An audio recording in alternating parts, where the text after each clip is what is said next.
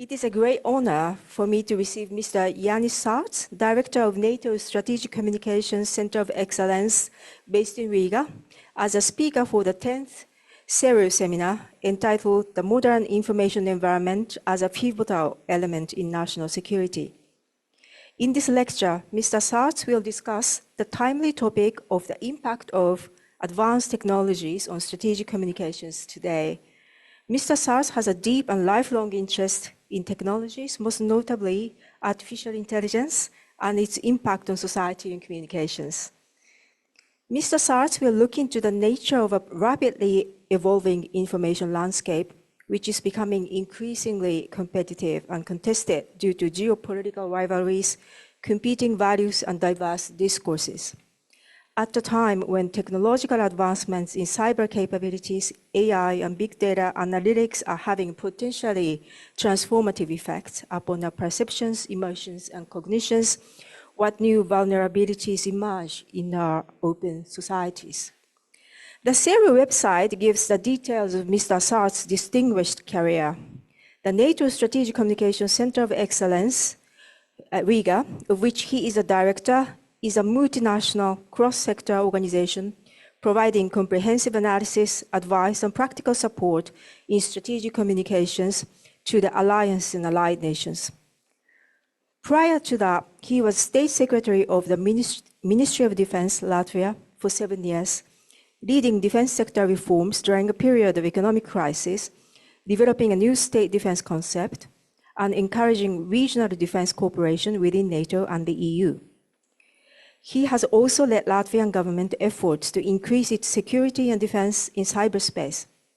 As chair of the National Cybersecurity Board, he was responsible for formulating and overseeing the implementation of Latvia's cybersecurity policy, as well as for overseeing the work of the National Information Technology Security Incident Response Institute, SCERT LV. Before turning the floor to Mr. Sārts, Vice Dean of GraSPP, Professor Masaki Taniguchi will give a welcoming remark.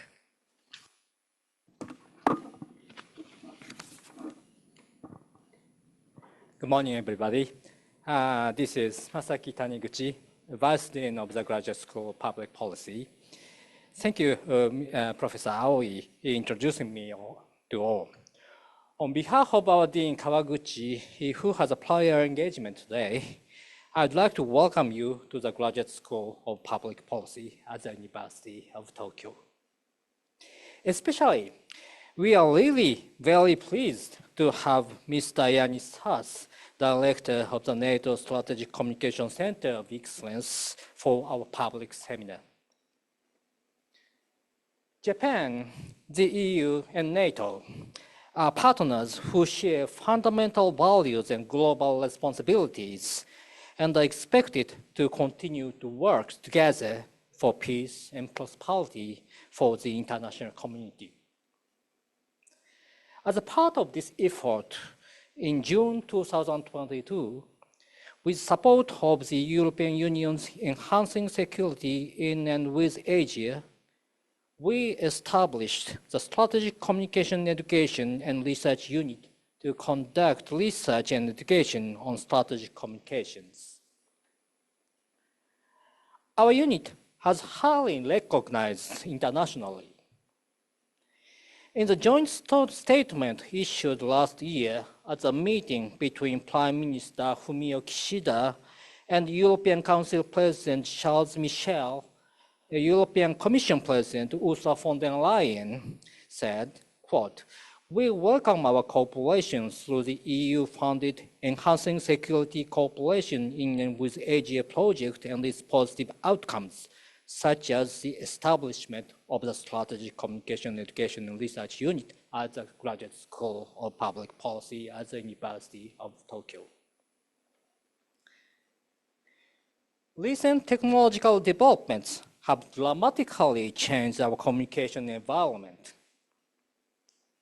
The Noto Peninsula earthquake in January led the spread of a variety of false information on social networking services, most of which was posted from abroad, from overseas, in an attempt to make money based on the number of views. In the field of national security, attempts to manipulate public opinion in various countries are routinely made, and not just for financial reasons. This is not limited to crisis countries like Ukraine. Japan is no exception. We hope that today's seminar will provide an opportunity to deepen our understanding on this issue and to work together to find a way to protect liberal democracies. I myself am looking forward to reading the transcript of Mr. Sārts' speech later, as I'm a specialist in political communication, and I'm currently writing a paper on the impact of the current communication environment on people's populist orientation. Finally, I'd like to express my sincere gratitude to Professor Aoi and the member of the Strategic Communication, Education and Research Unit for their invaluable cooperation in organizing this seminar. Thank you very much.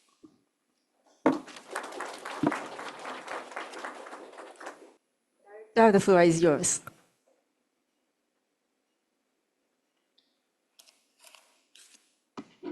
Well, thank you very much. Thank you.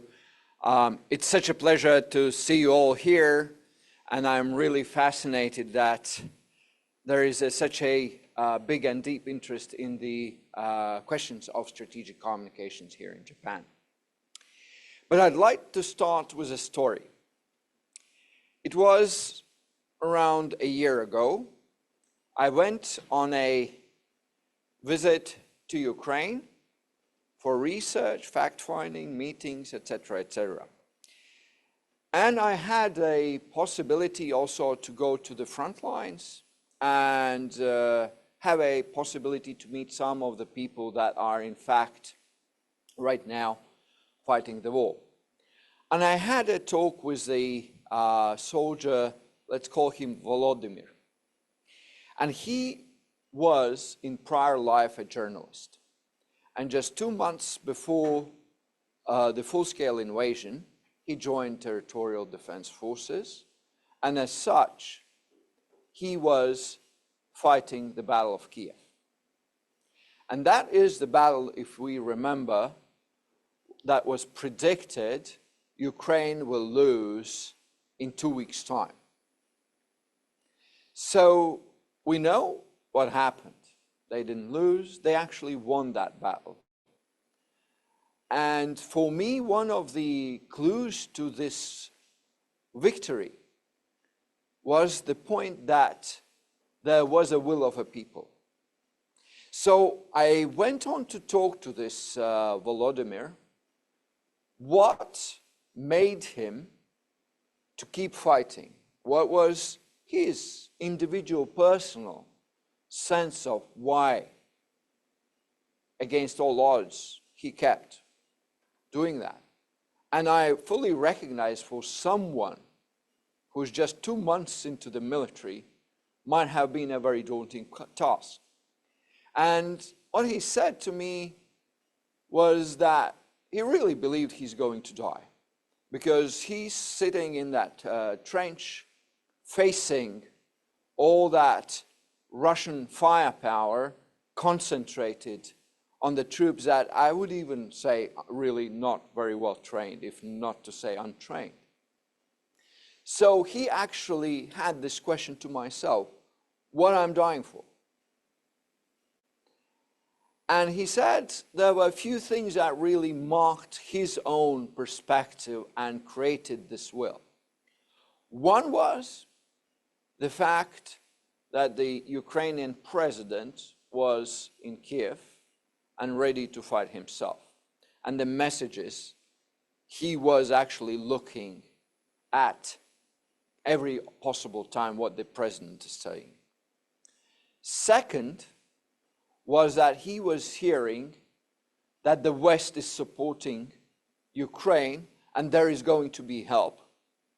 And the third element, which is obviously very personal, was his own family. He wanted to do that so that his family would be safe. Why I'm telling this story? I tell this story because I think that shows how what happens in the information environment, what happens with the communication, translates into the will of the people that have to fight the war against a very imposing enemy in all analytical frameworks saying to be winning that fight. So when you have an edge in information space, you can translate that into the actual will to fight. And that, of course, is in a very extreme case, war, in a way and form as it happens in Ukraine right now. It is something we've not seen for a very long time. And it's still in that, in the 21st century, we see that information dimension of the war is one of the critical battlefields that translates into the kinetic outcomes. And of course, it should not be new. It's not new as a concept. We always have known that the stories create perceptions, perceptions drive behaviors. But we somehow started, and that's my perspective from Europe, think that these things are not really as relevant as is technology, firepower, and things like those. Of course, firepower is still very important. Technologies of a battlefield are still very important. But what I submit to you, will of people is equally important. And we're kind of starting to neglect it. Of course, this is an extreme case. But I think, therefore, even more important, it's not only talking, and I'll address in some moments also the kind of more peacetime environment, but I think it is important to examine the way it works in a war and work back from there. So what are the lessons we can draw from Ukraine from its perspective of strategic communications and national security? So first, I already said, information is one of the critical battlefields that enable winning or losing the battles. As simple as that. Second, which is, I think, also very important, is that, and we have had a significant amount of research is done on that, and that is supported by data, that the moment war starts, the digital information environment prevails. You still have traditional media, TV, radio, and etc., but the phenomenon that we observed, and that is something similar we've seen also in the Israel-Hamas conflict, it becomes digital. And once it becomes digital, the logic of a digital environment kicks in. And I'll address these elements in a moment. But still, staying with the kind of outcomes of war, that means few elements. First, digital is a network. Digital is a network. And if you want to communicate in these environments, we have to think in networks. And the trouble for a government or a military is we think in hierarchies. We think in hierarchies, and we want to do things in hierarchies. And the thing is, in this digital environment, it doesn't work. Especially in a crisis moment when time of an essence, being fine-tuned to what is really happening on the ground is of an essence. So what is something we can take away from Ukraine is if you're able to give it as little hierarchy as possible, the more space for maneuver, adaptability, and speed you gain. Some of the things that we've seen, especially in the first phase of a war, from the battle for Kiev, I assume most of the people that followed that war saw, for instance, marrying the two soldiers on the front lines just at the moment of war. It was not something that came from a headquarters, well-designed, thought through. It was a battalion-level initiative. that was performed by the battalion people and with an understanding what's the overall aim. And it had a strategic level impact. So they had an understanding, they had a place, they had a timing, and they had a people, and they had a knowledge. So looking at it from a network perspective where the network is as wide as possible and as little hierarchy. And in a way, I would argue right now with Ukraine is going back to the more hierarchical way of doing things, and we see the success we've seen in the first year of the war, especially in the beginning of a war, is not there anymore. And it is something that we have to keep into mind. Also, what was very, very important part is the way society reacted. Many people in Ukraine became, as they claim themselves, information warriors, or the people that are actively disseminating narrative on their own behalf of what is happening, what is a real story. And what we saw that the Russians, which typically we see as a very capable to act in the information space, they have their botnets, troll farms, all of those. What we saw when the human activity peaked, it actually was far more impactful than any of these artificial forms. And actually, about 3 months into the full-scale invasion, we saw actually even Russians started to adapt to the fact that hierarchies don't work. That is where we first saw actually Kremlin taking up the narrative that came from a kind of near to the battlefield, rather than to instill the narrative from top down. So networks, leadership. Leadership has always been key part of that. That's how we as a society act, that's how our brain views things. Leadership is of an essence. And of course, in Ukraine's case, I would argue that Zelensky has probably some of the attributes of I would see of Churchill, and you cannot plan for it.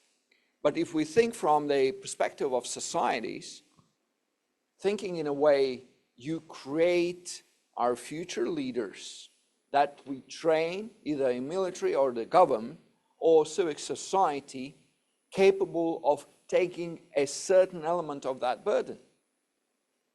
In NATO, what we talk is that all future generals have to be strategic communications experts because they will have to be delivering. Because of course, one other thing that is critically important to understand, it's not just about what you say.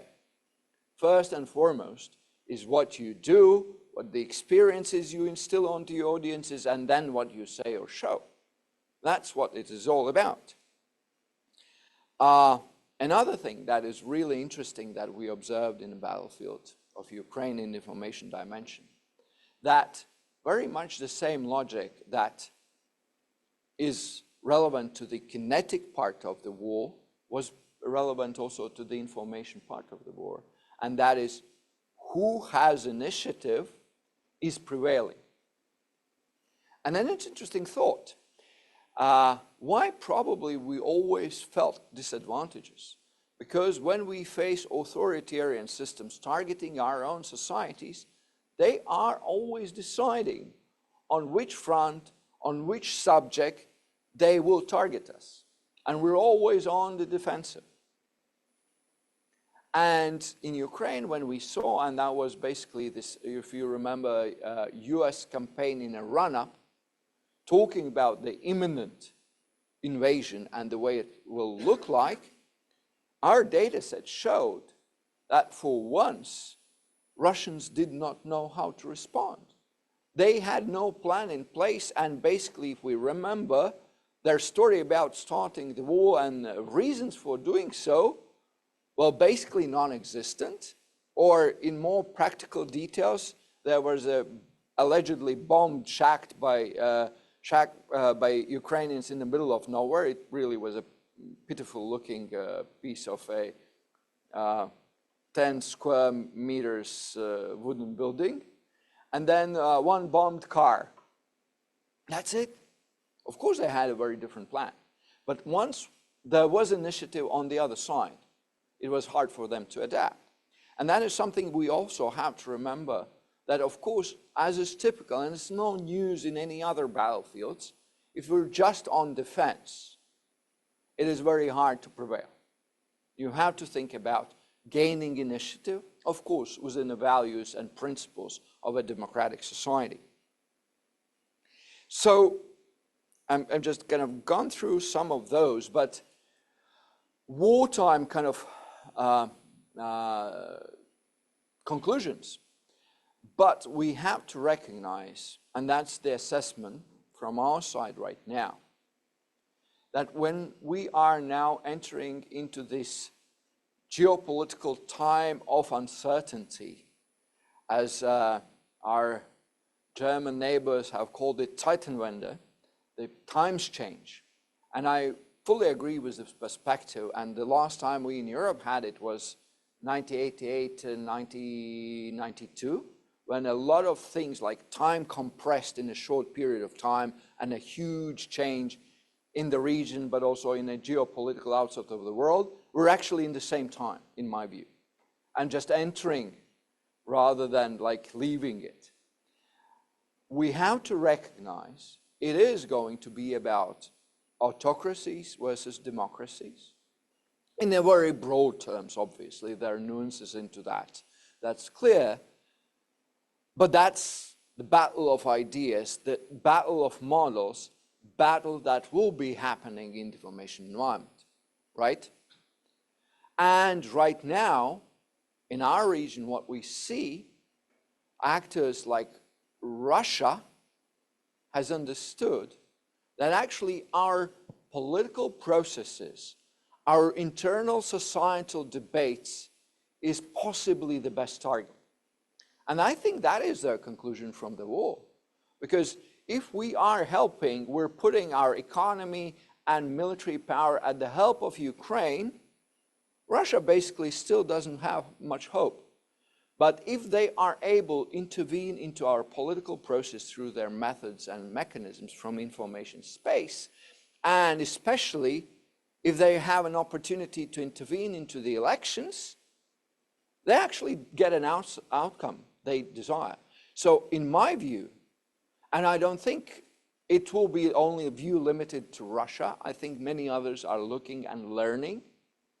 And I have to say, in a way, they are somewhat successful, aren't they, in that right now? So they're looking at targeting our internal political democratic processes for interfering, and that is primarily through tools and techniques in the information space. So let's now look at some of those new technologies and what is happening right now. As I've said, in a crisis, what the data shows, yes, there are still traditional media, TV in some countries is of impact, but even there, when the crisis starts, time and the news cycle is of an essence, it becomes highly digital. So when we think of a digital, we have to think in the terms right now of the platforms. And my question is, have we thought it through carefully? Because it's not just an abstract space. There is some certain decision-making behind whoever is the platforms of what's the algorithm, what happens with the data, how can the algorithm be accessed, manipulated, and et cetera, et cetera. It's something that we have to consider because it's the landscape of a battlefield we're having. And they are not all same and equal. What we saw when the war started, and we've been tracking Russian influence infrastructure across social media for years. And they've been there and they've been very active for a very long time, as has increasingly been China, also in Western social media. And then we saw, when the war started, suddenly these companies took steps, Facebook, Instagram, YouTube, Twitter back in the time, to curtail the Russian influence operation on these platforms. It basically really crashed down. That didn't happen in TikTok. It certainly never happened in Telegram. Right now, from European perspective, Telegram is the backbone of Russian disinformation.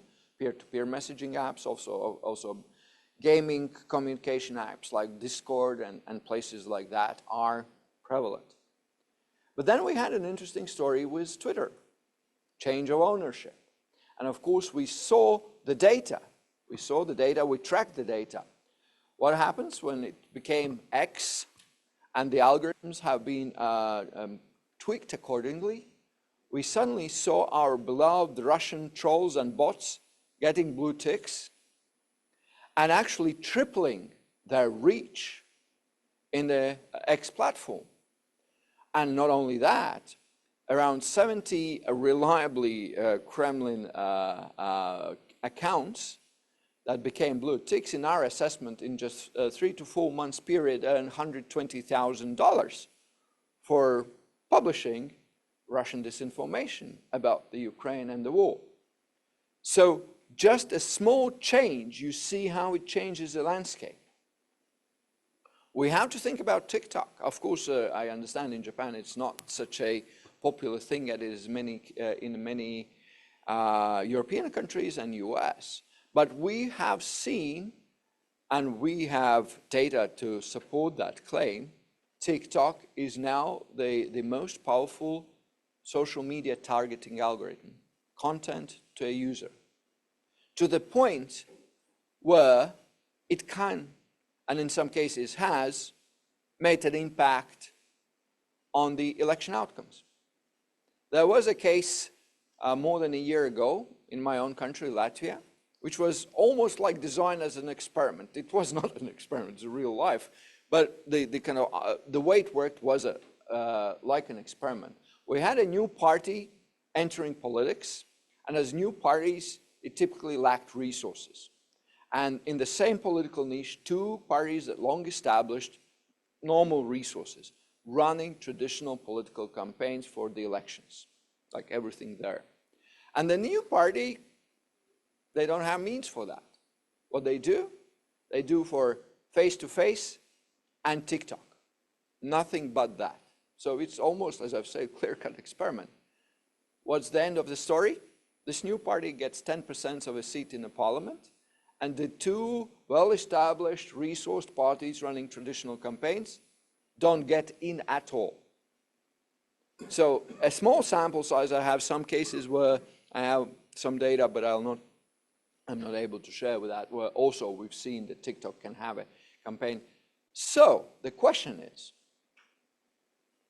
are we okay that a social media platform that we know by the law in China has to share data and access to an algorithm, if necessary, and has such a profound impact on possibly on political processes, do we see it as a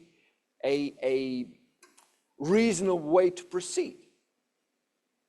I think it is certainly establishing a vulnerability that amounts to a risk, in my view, to a national security risk. But of course, it's big. It's profound, and as we see right now, US is struggling with an outcomes. But that's what I'm trying to tell you. Who and where we communicate is of an essence, and whom we allow to become part of the ecosystem is actually highly important. It's not irrelevant. It is very, very relevant. The other thing that I think we are overlooking, and I'm not sure what's the status in Japan, but certainly I think from the kind of considerations and government policies perspective, we don't pay enough attention to one thing that is of profound importance. That's the data of not security establishment, not secret data, but the big data of society. That's something we treat in a way as it is of no big value from a national perspective. Yet, of course, on the other side, we see companies are worth billions because of having access and possessing that data. But when you think about how you can use that data for targeting the communications, for fine-tuning your communications, it's actually a very important tool. A number of years ago, soon after Cambridge Analytica scandal, we asked ourselves a question. Is it realistically possible, based on data, to have an impact on the behaviors? So we designed an experiment. Our experiment was that we teamed up with the Latvian military and said, we will be red teaming your exercise, and we'll be trying to replicate some of this Cambridge Analytica method to see whether there is a real impact on the soldiers in an exercise scenario. So what did we do? We had a team, a very small team, that first had to detect through digital means who is participating in an exercise, name, surname, rank, and a unit, hopefully. And we were able to gather 15% of exercise participants in just one day. How? Because, of course, sometimes people say, hey, I'm going to an exercise. Okay, it's a good starting point, but there are not a lot of those people. So what do you do? In our case, what we did, they patched that vulnerability, but at that time it worked. And we sent a friendship request in Facebook to that soldier. And that soldier didn't even have to accept it. But the Facebook started to present us the friendship options from the same unit. All that algorithm understood might be going in the same unit. So pretty quickly we scaled it. 15%, good. Then we went out scraping the data, what is available on them, online. So no hacking, just rather cleverly designed scraping activity of different kinds of data sets to the human.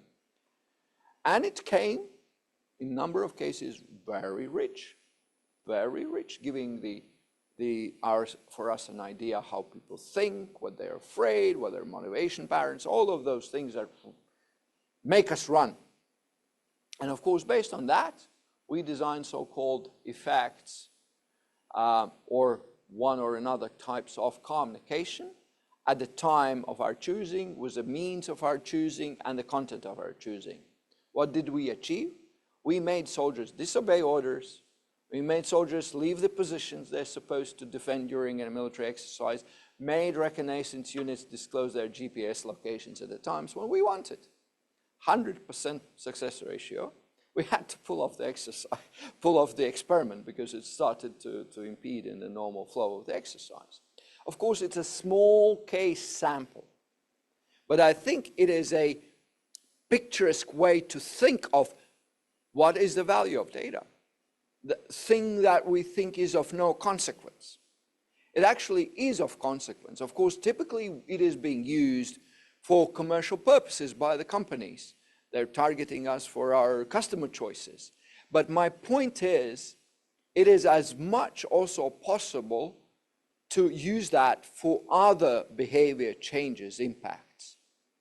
And that is something that is, I think, increasingly the trend, which is the micro-targeting the groups with a very micro-targeted messaging.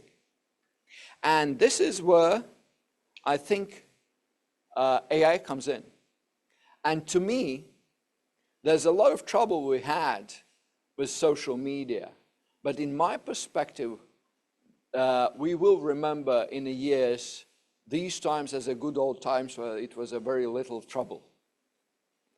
Because I think much change is coming. It will transform our information space much more profoundly than the social media has ever had. And it will be, in my view, an arms race. And so let's go through the parameters. The first, and it's, I think, obvious, everybody's talking about deep fakes. democratization of deep fakes is not future, is today. It was a few months ago when one of the latest versions of one of these generative AI tools went out, and then there were open source versions of it. My team took 10 minutes of my public interview and trained on the open source system. They kind of fine-tuned with my voice. And they created my voice, deepfake voice sample, where I was talking awkward things. And then I got it and I showed it to my wife. And we were married for 30 years. And she was like, why are you showing this to me? And by the way, why are you talking rubbish? She had no concept that this is not me talking. And that's the kind of person that you expect to find. If there is something to be found to distinguish the voice from the voice you know very well, she couldn't. And right now, for instance, there have been already some elections. There have been as much as 70 cases of deep fakes deployed. And of course, what we expect is there will be a multitude of deep fakes, some of them being like for fun. Some of them will be probably with some transparency what is being done with that. But some of them will come at a time when it is really very late to react to it. And of course, it's not about just a deep fake. Just a deep fake is not really the most dangerous thing. It is when it is created within a disinformation influence campaign as one of the elements. I'll share one of the recent examples. It was, I think, October last year. There was an article by Ukrainian Chief of Defense in The Economist about what needs to be done in a war in Ukraine, what kind of capabilities they need. And then we start, and we are having capabilities to see what is happening in a Telegram.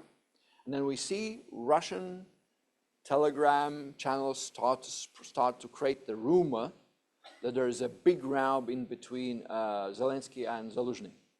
Really big thing, and there's nasty and all kinds of conspiracy theories are there, kind of creating the rumor, creating this feel something is wrong.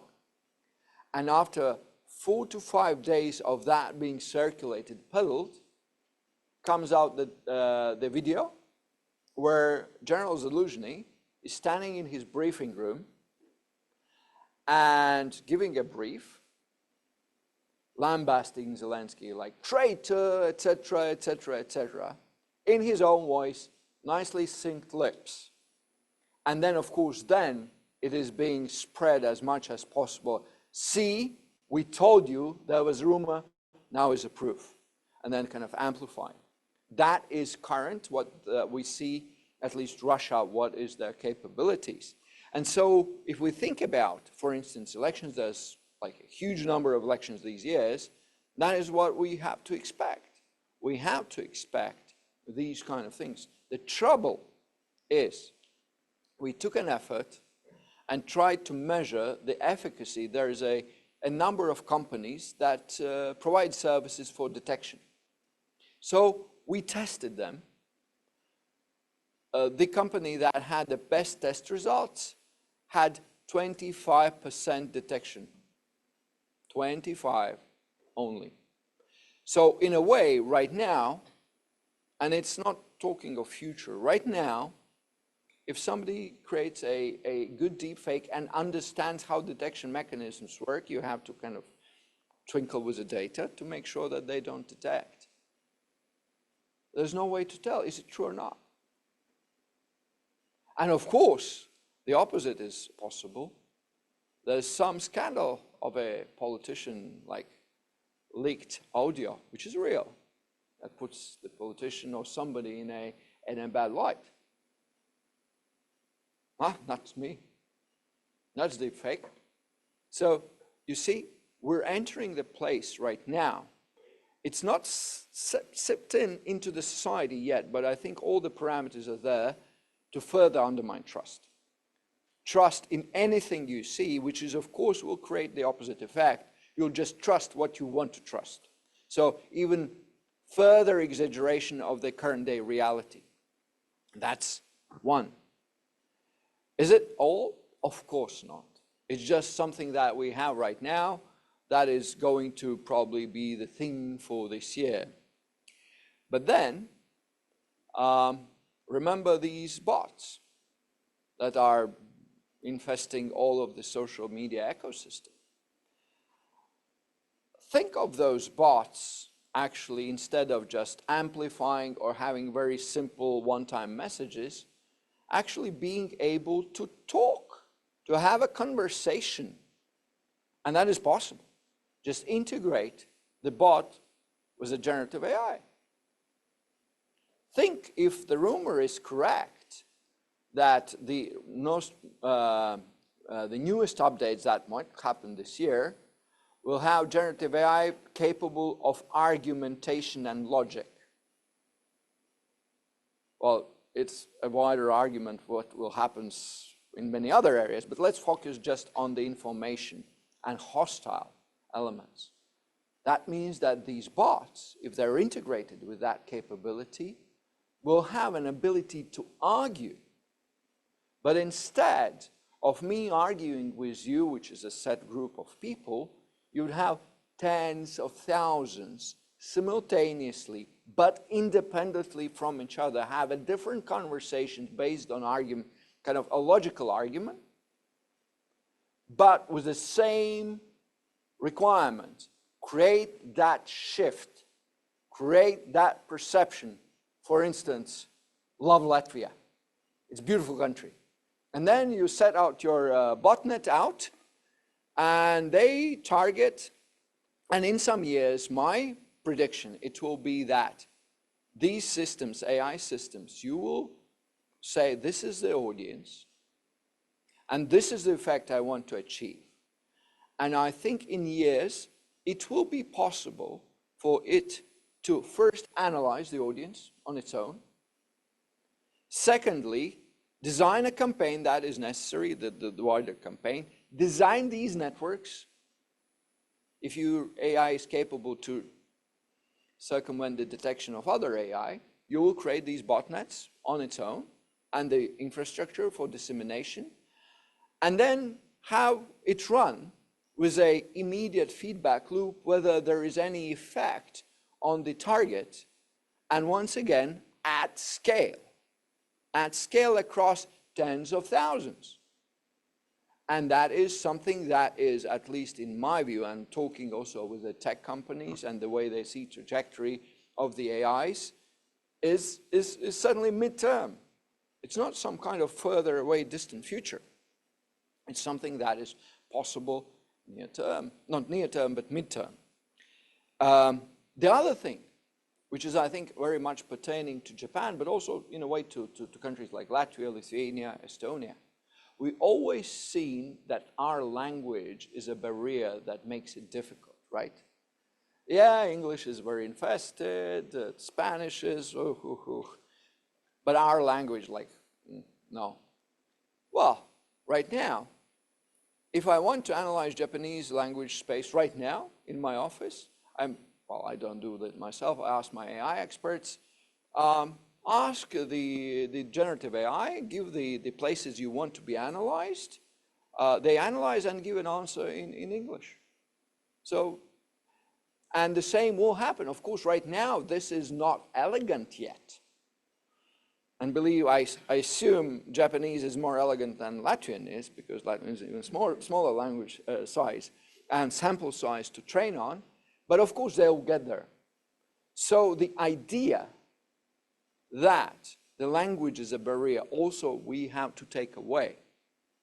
Also, the other thing is, of course, I've been warning our traditional media people, is that, in fact, that means also that for a BBC anchor to talk pure Latvian in his or her own voice will be not expensive. It will be easy. You have to prepare that it will be the reality and the competition you might face. And that will be happening in some years' time. So also that as a kind of marker of course, I expect that cultural context, cultural fine-tuning will take a bit more time to kind of frame into, but it will be mastered as much. A bit more time into that. So that is also something that we have to think differently about the way we are functioning. Yeah, I see, I've talked a lot. So I'll try to kind of start to go back to the overall, because on AI you can talk hours of what would be the potential and etc. But let's wrap up onto what should be done. We had some months ago a question, how the information battlefield will look in 20 years. And it's a typical military question, try to expect what the future looks like, because weapon system design, development, and fielding takes about 20 years. So we set onto the task, and of course, first point was, well, 20 years, not possible to tell. It's in the information, it's too dynamic, too versatile, too hard.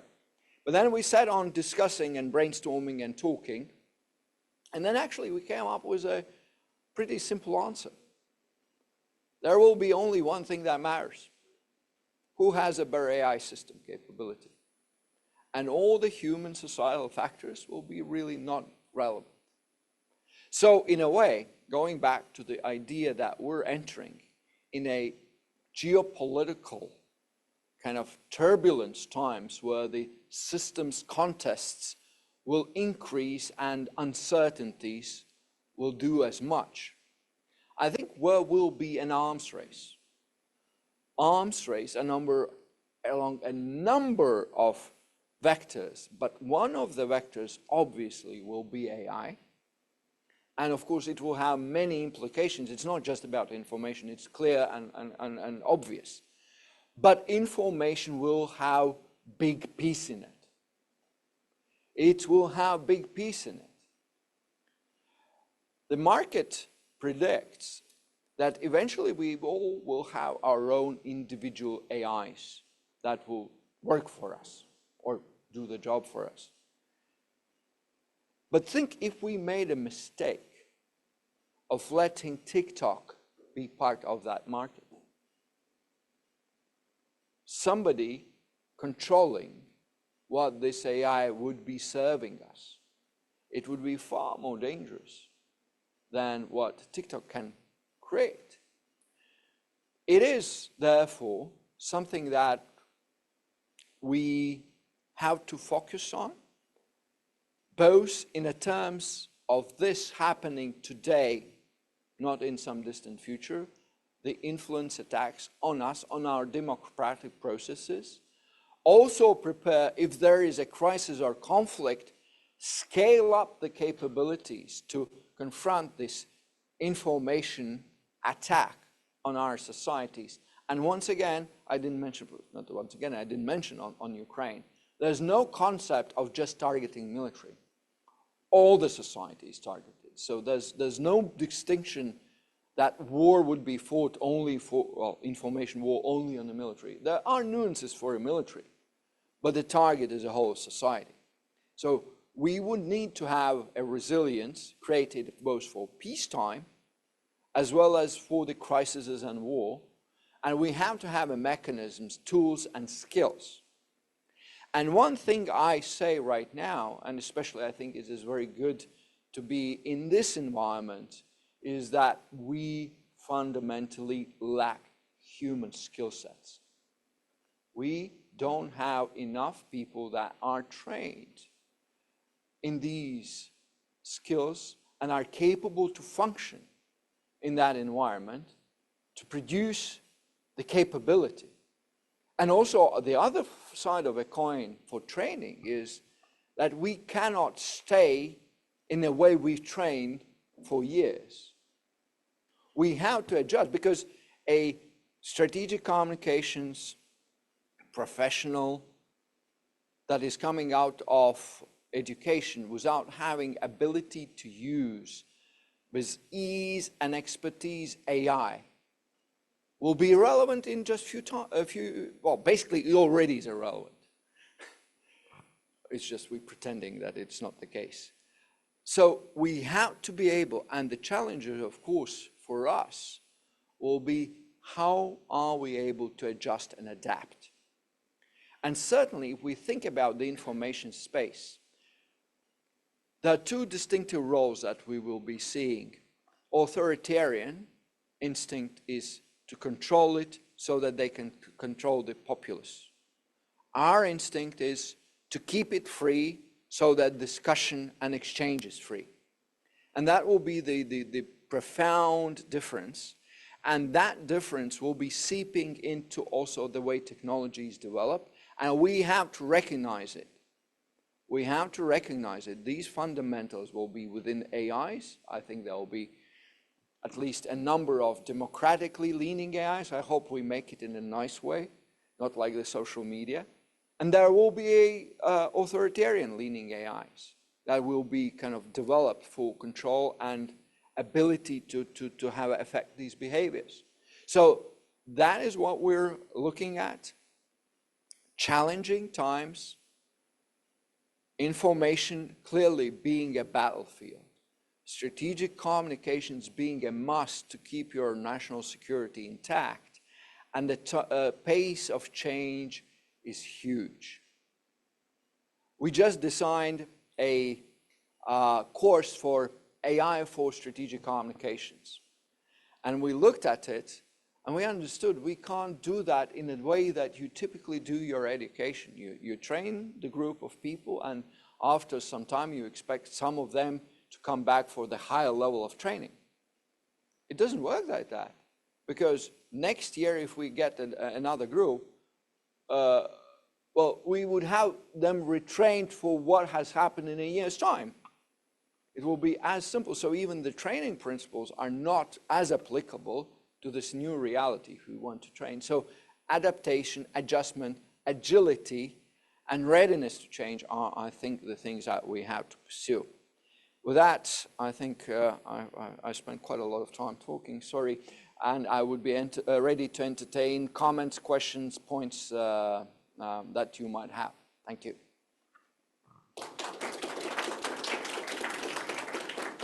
You, Director, wow, I'm getting worried quite. I will be losing my sleep tonight. Yeah, that's my job, make you worried. Thank you very much.